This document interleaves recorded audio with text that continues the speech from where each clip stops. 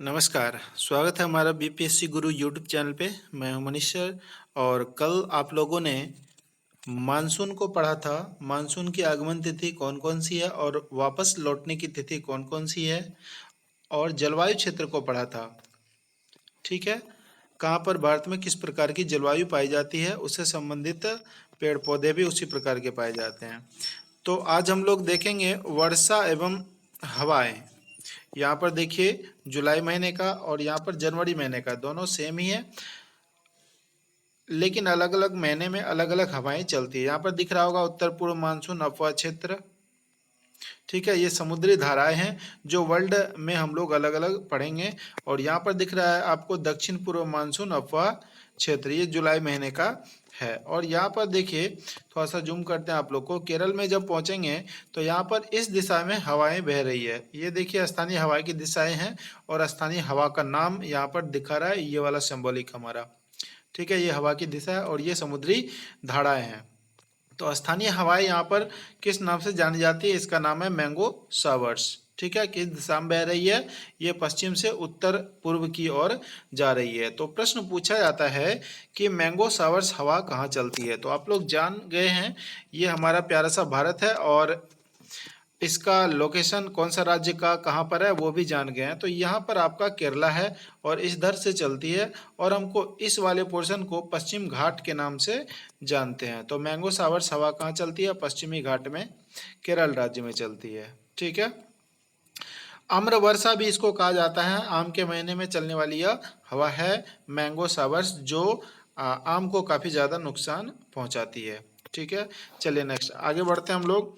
यहाँ पर देखिए काल बैसाखी लिखा हुआ दिख रहा होगा। ये आपको अच्छे से पता है कि ये आपका पश्चिम बंगाल राज्य है, और यहाँ पर काल बैसाखी लिखा हुआ, इस तरह से हवाएं चल रही है। तो प्रश्न पूछा जाता है कि काल बैसाखी हवा कहाँ बहती है, कहाँ का स्थानीय हवा का नाम काल बैसाखी है। तो आप इसका मैप से देखने के बाद आराम से इसका आंसर समझ में आ गया होगा। ये पश्चिम बंगाल में चलने वाली हवा है, यह बिहार तक प्रभावित करता है। तो काल बैसाखी हवा कहाँ की हवा है, पश्चिम बंगाल राज्य की हवा है। चलिए नेक्स्ट आगे बढ़ते हैं हम लोग। यहाँ पर देखिए राजस्थान में पश्चिम की तरफ से आ रही है एक हवा जिसका नाम है लू। हम लोग सामान्य तौर से इसे गर्म हवा कहते हैं। लू एक की प्रकृति गर्म हवा है। ठीक है, लू कहाँ का स्थानीय हवा का नाम है, तो इसका राइट आंसर क्या हो जाएगा, राजस्थान। ठीक है, और इसमें कुछ खास हवाएं नहीं है। आप दिशा को देख सकते हैं, कौन से महीने में किस दिशा में कौन सी हवाएं बहती है, किधर किधर को जा रही है। यहाँ पर जनवरी माह में दिखाया गया है किधर किधर किधर बह रही है। ठीक है, कुछ खास और भी इसमें नहीं है, बस ये 3-4 प्रश्न पूछे जाते हैं। चलिए नेक्स्ट आगे बढ़ते हैं हम लोग। अब इसमें आते हैं हम लोग, यहाँ पर देखने को मिलेगा ये चैप्टर है आपका जलवायु। भारत की जलवायु दिख रहा है। इसमें आपका 4 महीने का तापमान दिखाया गया है। एक है आपका जनवरी का, दूसरा अप्रैल का, और जब नीचे आएंगे तो यहाँ पर दिखेगा जुलाई का और अक्टूबर का। कुल मिलाकर के सालों भर का तापमान यहाँ पर दिखाया गया है।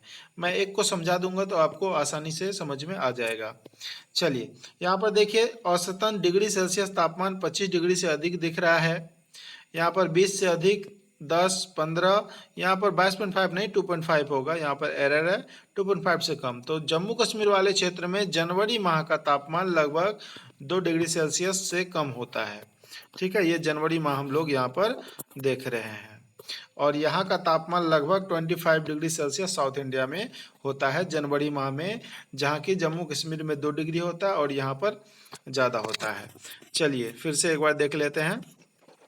और यहाँ पर जो नीचे में दिखा रहा है एक समदाब रेखाएं मिलीबार में, तो समदाब का मतलब होता है समान दाब के स्थान को मिलाने वाली रेखा को समदाब रेखा कहते हैं। यहाँ पर विंड का जो प्रेशर होगा समान होगा, लगभग 1018।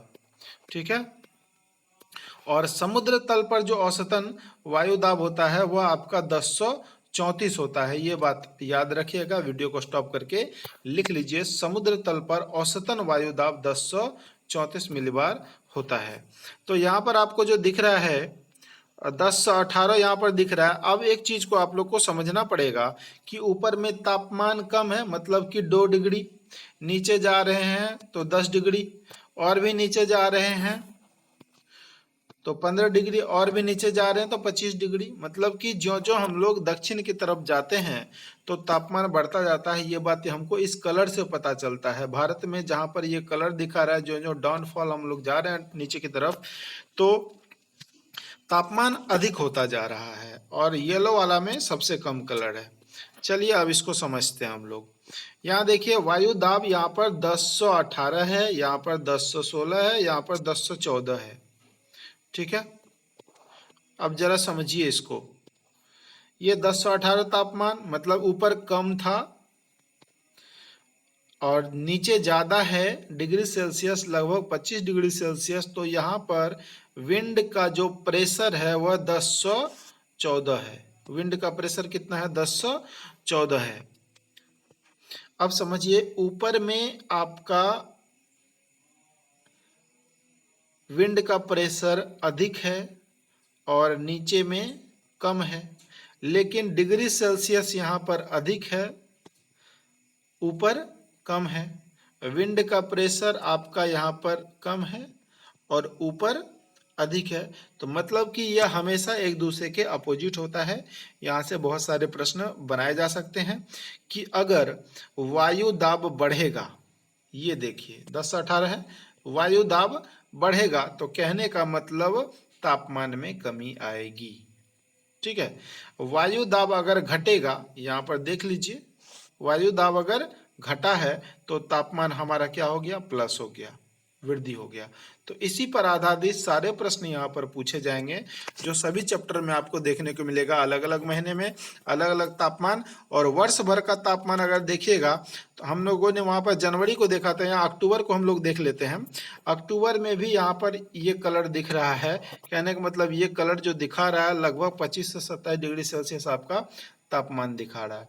मतलब साउथ इंडिया का जो तापमान है, साउथ इंडिया का जो तापमान है हमेशा 20 से 30 डिग्री, 25 से 30 डिग्री के आसपास ही होगा।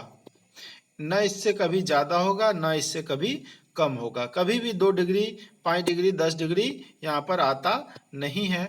हमेशा 20 से 27, 20 से 25 इसी तरह से दिखेगा। तो वर्ष भर तापमान सामान्य रहने वाला राज्य कौन सा है? तो साउथ इंडिया के सभी राज्य यहाँ पर हो जाएंगे, खास करके तमिलनाडु और केरल। वैसे भी समुद्र के किनारे होने के कारण यहाँ का जलवायु लगभग वर्ष भर समान रहता है। ठीक है, तो वायु दाब ये बात भी समझ में आ गया, विंड का प्रेशर भी समझ में आ गया, और समान दाब को मिलाने वाली रेखा ही समदाब रेखा कहलाती है। जो यहाँ इस क्षेत्र में वायु दाब, विंड का प्रेशर लगभग 1018 है, और समुद्र पर वायु का जो दाब का प्रेशर होता है कितना होता है? वह 1034 होता है। तो ये चैप्टर आपका पूरा पूरा आज खत्म होता है। चलिए हम लोग नेक्स्ट आगे की ओर बढ़ते हैं। ये सारा कुछ आपका समाप्त हो चुका है। अब हम लोग आते हैं भूगर्भ संरचना पर। यहाँ पर देखिए भूगर्भ है, ये भारत का पूरा पूरा भूगर्भ संरचना को दिखाता है, और ये वाला जो चैप्टर है ये है आपका संरचना। ठीक है, तो यहाँ पर दिखेगा आपको दक्कन का लावा, गोंडवाना, द्रोणी।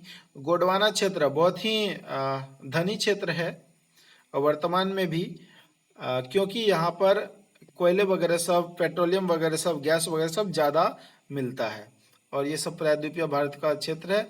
और ये सब आपका दिखाया गया है कि कहाँ पर किस चीज़ का द्रोणी पाया जा रहा है। और एक इसमें होगा जल विभाजक वाला रेखा, क्योंकि कुछ नदियां इधर से आकर के इधर को जाती है।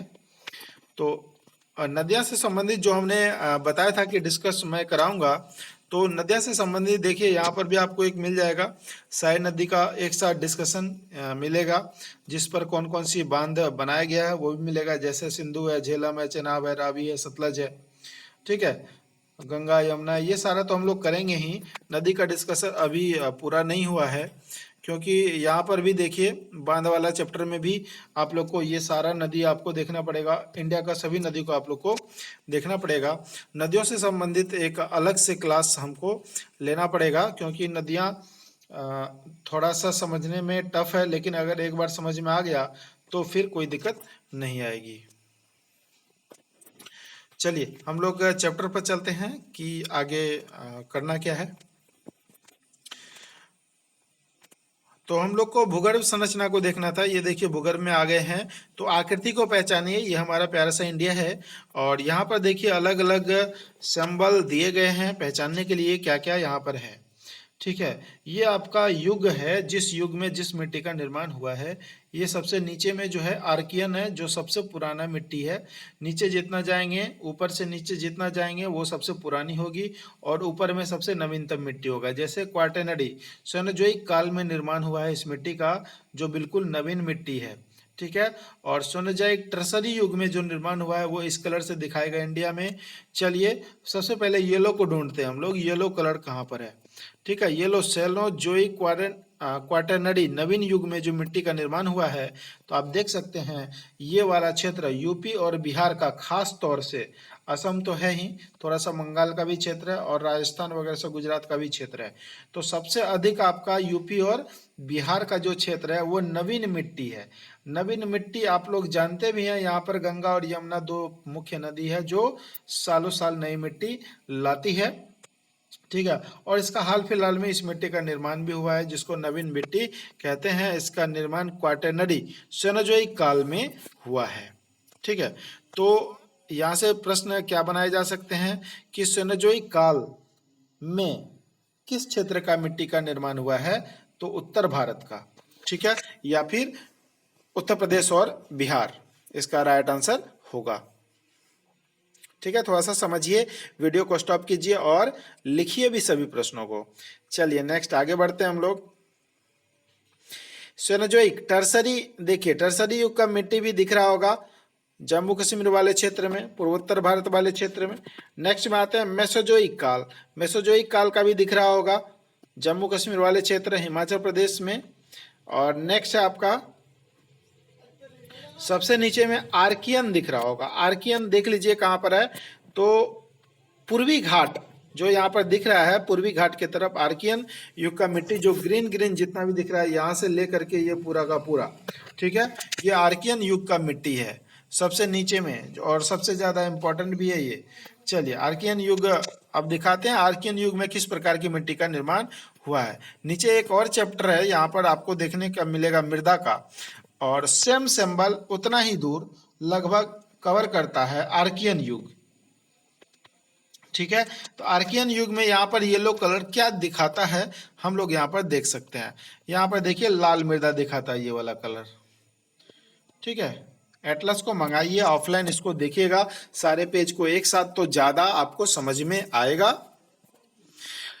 तो आर्कियन युग में किस प्रकार की मिट्टी का निर्माण हुआ है, तो इसका राइट आंसर हो जाएगा लाल मृदा का। ठीक है, ये पूरा का पूरा एक ही पेज है, यहाँ पर देख लीजिए आर्कियन युग आपको ग्रीन दिख रहा था, और किस प्रकार की मिट्टी का निर्माण हुआ है, तो लाल मिट्टी का निर्माण हुआ है। और यहाँ पर देखिए जो ये वाला क्षेत्र दिख रहा है, तो यहाँ पर नीला नीला दिख रहा है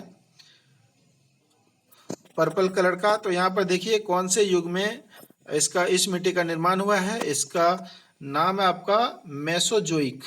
ठीक है, ये जो पर्पल वाला है मेसोजोइक नाम दिया गया है।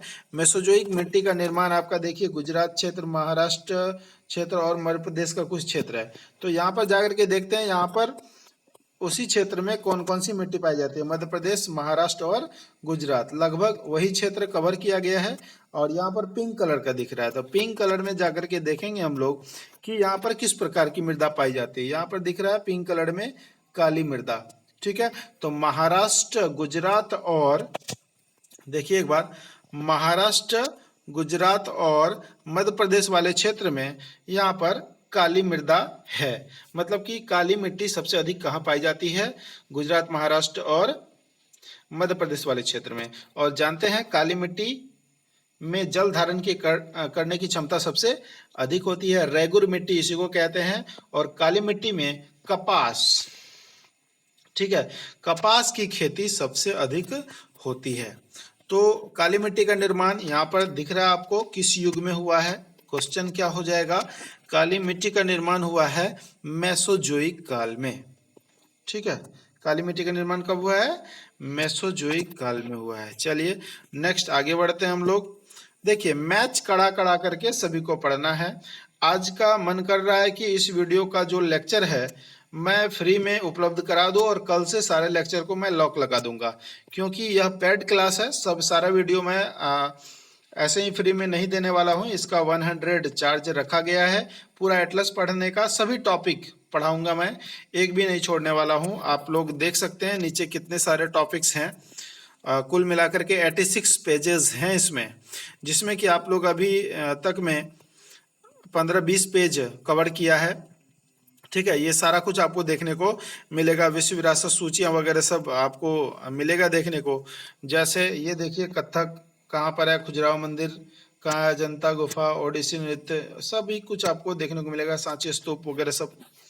ठीक है, उसी प्रकार से और भी आगे बढ़िएगा तो इधर भी देखिएगा, भरतनाट्यम, ये सब आपका जो संस्कृति है वो भी आपका दिख रहा है। यहाँ पर सारा जो लिस्ट किया गया है यूनेस्को में, वो सारा कुछ दिखेगा। और भी बहुत सारे चैप्टर हैं, और भूकंपीय जोन वगैरह सब भी दिया हुआ है। मतलब कि ज्योग्राफी का सारे पार्ट को कवर किया गया है। उसके बाद साथ ही वर्ल्ड ज्योग्राफी, एशिया का जो है, और जितने भी सभी महादेश हैं सभी का हम लोग कवर करेंगे इसी लेक्चर के माध्यम से। ठीक है, तो आप लोग भी इसे ज्वाइन कर सकते हैं। इसका 100 चार्ज रखा गया है, और हमारे व्हाट्सएप पर 9709774739 पर हमें कॉल करके पूरी जानकारी ले सकते हैं। ठीक है, आज का वीडियो मैं इस माध्यम से फ्री में उपलब्ध करा दे रहा हूं, लेकिन कल से सारे वीडियो में लॉक लगा दिया जाएगा। एक भी वीडियो फ्री में अब उपलब्ध नहीं होगा, क्योंकि अब चैप्टर वाइज स्टार्ट हो चुका है और सभी चैप्टर इम्पोर्टेंट है। हम लोग अभी देख रहे थे भूगर्भ संरचना को। ठीक है, और यहाँ पर देखिए भू आकृति यहाँ पर दिखाया गया है। तो इन सारे क्षेत्र के अलग अलग नाम है, कहाँ पर किस प्रकार की संरचना है, क्या चीज पाया जा रहा है, सारा कुछ अलग अलग तरीके से हम लोग देखेंगे। वीडियो को स्टॉप कीजिए और लिखना भी प्रारंभ कीजिए, क्योंकि जब तक आप लिखिएगा नहीं, प्रश्न बनाने के लिए सीखिएगा नहीं, तो दिक्कत हो जाएगी। प्रश्न बनाना सीखना आपको पड़ेगा। ठीक है, और ब्लैंक मैप आप लोग लीजिए या फिर गूगल से डाउनलोड कर लीजिए। इसी तरह के मान के चलिए कि यही आपका भारत है और इसी तरह से ब्लैंक मैप आपको मिलेगा। तो नदी का प्रैक्टिस आप लोग कीजिएगा, जो मुख्य मुख्य नदी है, जैसे ऊपर से सिंधु नदी, सतलज नदी, उत्तराखंड से आपका गंगा नदी, और फिर यमुना नदी, और यहाँ से नर्मदा नदी, राजस्थान से लूनी नदी, महाराष्ट्र से गोदावरी नदी, कृष्णा नदी, कर्नाटक से कावेरी नदी, और छत्तीसगढ़ से महानदी, और अरुणाचल प्रदेश होते हुए यहाँ पर ब्रह्मपुत्र नदी। ठीक है, कम से कम इतने नदी को आप लोग सजा लीजिएगा तो आपका नदी लगभग कंप्लीट हो जाएगा। इसका एग्जैक्ट लोकेशन के साथ किस किस राज्य से होकर के जा रही है वो सारा आप लोग करिएगा जरूर। एक बार प्रैक्टिस कीजिए, नहीं होगा तो फिर मैं अगले वीडियो में बेसिक से बताऊंगा, और नदी का अलग से तो चलेगा ही, उसके लिए चिंता नहीं करना है।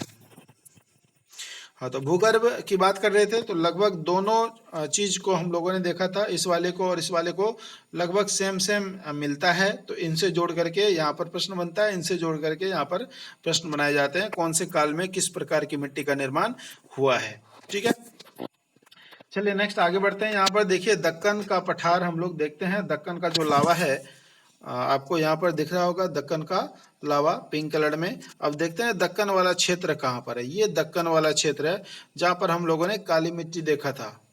ठीक है, और सेनोजोइक काल में जो मिट्टी का निर्माण हुआ है उसको देखा था। सेनोजोइक काल ही था, मेसोजोइक काल में था। ठीक है, तो मेसोजोइक काल में जो मिट्टी का निर्माण हुआ है यहाँ पर काली मिट्टी का, वो कहाँ पर है, महाराष्ट्र वाले क्षेत्र में।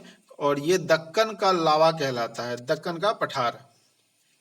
ठीक है, क्योंकि यहाँ पर जो मिट्टी का निर्माण हुआ है वो सभी मिट्टी आपका ज्वालामुखी के फटने से हुआ है। ठीक है, चलिए नेक्स्ट में आगे बढ़ते हैं हम लोग। गोंडवाना द्रोणी देखिए येलो येलो करके दिख रहा है यहाँ पर। गोंडवाना हमने अभी बताया था कि कोयले का भंडार वाला क्षेत्र है गोंडवाना। चलिए हम देख लेते हैं। तो यहाँ पर दिखेगा आपको झारखंड वाले एरिया में, छत्तीसगढ़ में, और यहाँ पर और यहाँ पर। ठीक है, तेलंगाना वाले एरिया में भी। गोलकुंडा क्षेत्र में हीरे की भी प्राप्ति हुई थी। कोहिनूर का हीरा गोलकुंडा से ही प्राप्त हुआ था। इधर भी कोयला का खजाना है। ठीक है। और यहाँ पर देखिए झारखंड में, भारत का तो सबसे अधिक कोयला का उत्पादन करने वाला राज्य झारखंड ही है। और भारत में जो सबसे पहले कोयला का उत्पादन का पता चला था वो पश्चिम बंगाल के रानीगंज से चला था।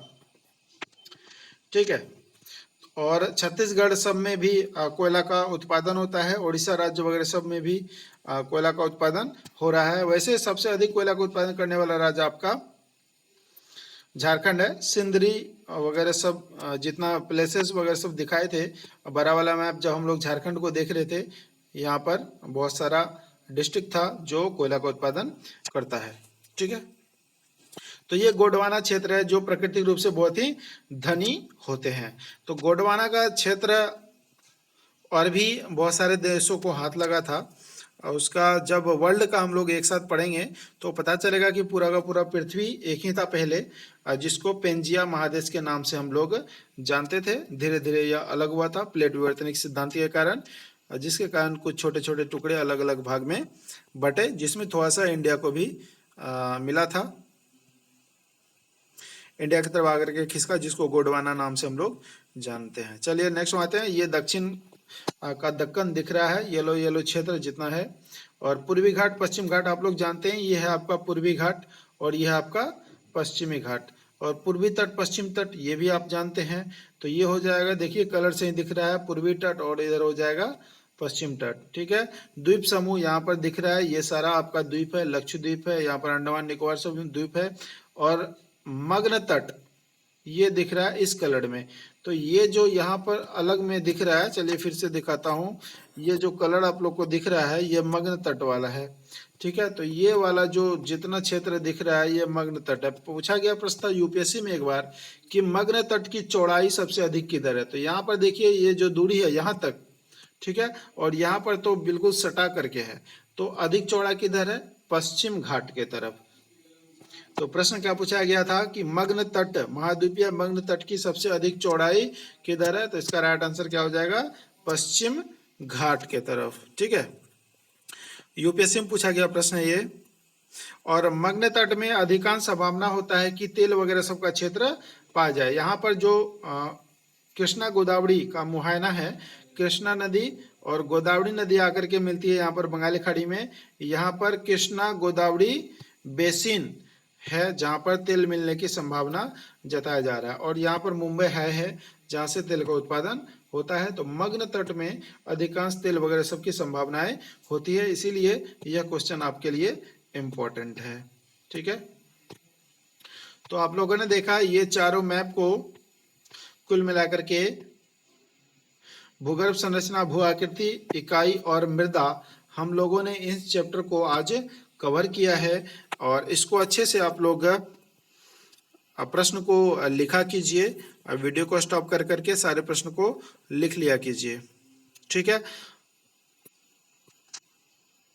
आज इस वीडियो को आप लोग शेयर अवश्य कर दीजिएगा और लाइक भी अवश्य कीजिए, ताकि और भी आपके मित्र जुड़ सके और इस क्लास का लाभ ले सके। Thank you. आज के लिए बस इतना ही। धन्यवाद। शुभ रात्रि।